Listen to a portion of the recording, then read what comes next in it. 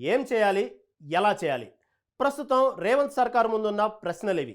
ఓవైపు పంటల రుణమాఫీ, మరోవైపు పథకాల అమలు. ఇలాంటి వేళ బడ్జెట్ రూపొందించడం, పాలనను పరుగులు పెట్టించడం చూస్తుంటే పరిస్థితి అంత ఆషామాషి కాదన్న మాట వినిపిస్తుంది. మరి రేవంత్ రెడ్డి ప్రభుత్వం ఆయా అంశాల్లో ఎలా ముందుకు వెళ్ళనుంది?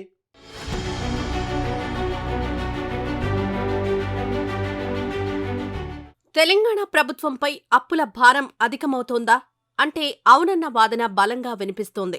రాష్ట్ర ప్రభుత్వానికొచ్చే ఆదాయం పాత అప్పులకు తోడు కొత్తగా చేస్తున్న రుణాలు, వాటిపై వడ్డీలు చెల్లించేందుకే సరిపోవడం లేదని చెబుతున్నారు అధికారులు.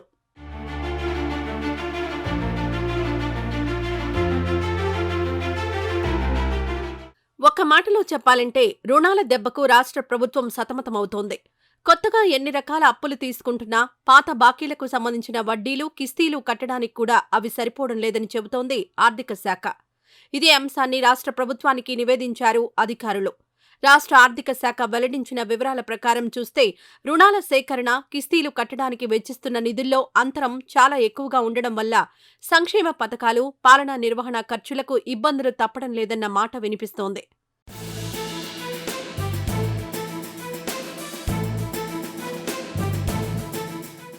ప్రస్తుతం రోజుకు సరాసరిన 191 కోట్ల రూపాయలను రాష్ట్ర ప్రభుత్వం పాత బాకీలపై వడ్డీలు, అసలు మొత్తంపై కిస్తీ కింద చెల్లిస్తోంది.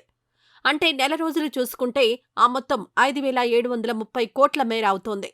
ఇక అప్పుల విషయానికొస్తే 2023 డిసెంబర్లో కాంగ్రెస్ ప్రభుత్వం అధికారంలోకొచ్చినప్పటి నుంచి ఇప్పటి వరకు సుమారు 25,000 కోట్ల రూపాయలకు కొంచెం అటూ ఇటుగా రుణాలు సేకరించింది.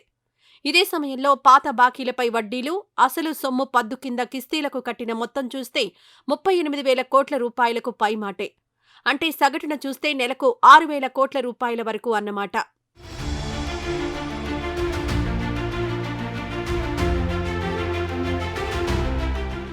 ఈ స్థాయిలో అప్పులకు వడ్డీలు, కిస్తీలు కడుతూ ఉండడంతో కొత్తగా రుణాలు తీసుకుంటున్నా ప్రభుత్వం వద్ద మిగులు నిధులు ఉండడం లేదు. ఇలాంటి పరిస్థితుల్లో రాబోయే ఆగస్టు 15 నాటికి ఎట్టి పరిస్థితుల్లోనూ పంట రుణాల మాఫీ చేస్తామని ప్రకటించింది రేవంత్ ప్రభుత్వం. అంతేకాదు ఇప్పటికే 1,00,000 లోపు ఉన్న రుణాలను మాఫీ చేసింది. ఇందుకోసం 6,000 కోట్లకు పైగా వెచ్చించింది. ఇంకా 1,50,000 వాళ్లకు, 2,00,000 రూపాయల రుణాలున్న వాళ్లకు నిధులు జమ చేయాల్సి ఉంది.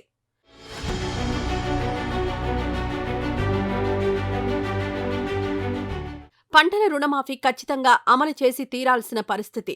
అలాగని ఇది అమలు చేయాలంటే రుణమాఫీ పథకానికి కనీసం 30,000 కోట్ల నుంచి 31,000 కోట్ల రూపాయల మేర నిధులను రాష్ట్ర ప్రభుత్వం రైతుల తరపున బ్యాంకులకు చెల్లించాల్సి ఉంటుంది.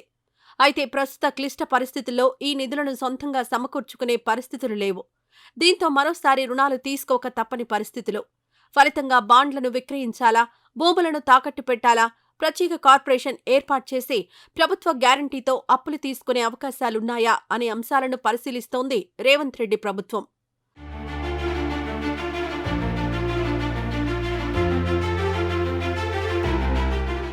ప్రస్తుత ఆర్థిక సంవత్సరానికి సంబంధించి పూర్తిస్థాయి బడ్జెట్ను రాష్ట్ర ప్రభుత్వం ఈ నెల 25న సభలో ప్రవేశపెట్టనుంది.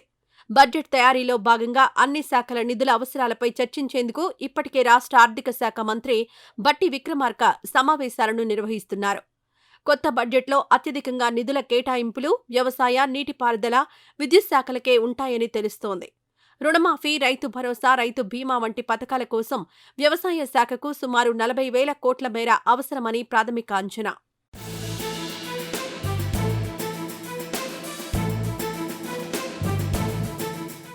విద్యుత్ రాయితీలకు సంబంధించి మరో 15,000 కోట్ల దాకా అవసరమని చెబుతున్నారు. శాఖల వారీగా మంత్రులు, శాఖాధిపతులతో లోతుగా చర్చించిన తర్వాతే బడ్జెట్లో నిధుల కేటాయింపులను ప్రభుత్వం ఖరారు చేయనుందని అధికార వర్గాలు చెబుతున్నాయి. ప్రస్తుత పరిస్థితుల ఆధారంగా చూస్తే ఈ ఏడాది ప్రభుత్వం కొత్తగా తీసుకునే రుణాలు 50,000 కోట్లు దాటిపోయే అవకాశాలు కనిపిస్తున్నాయి.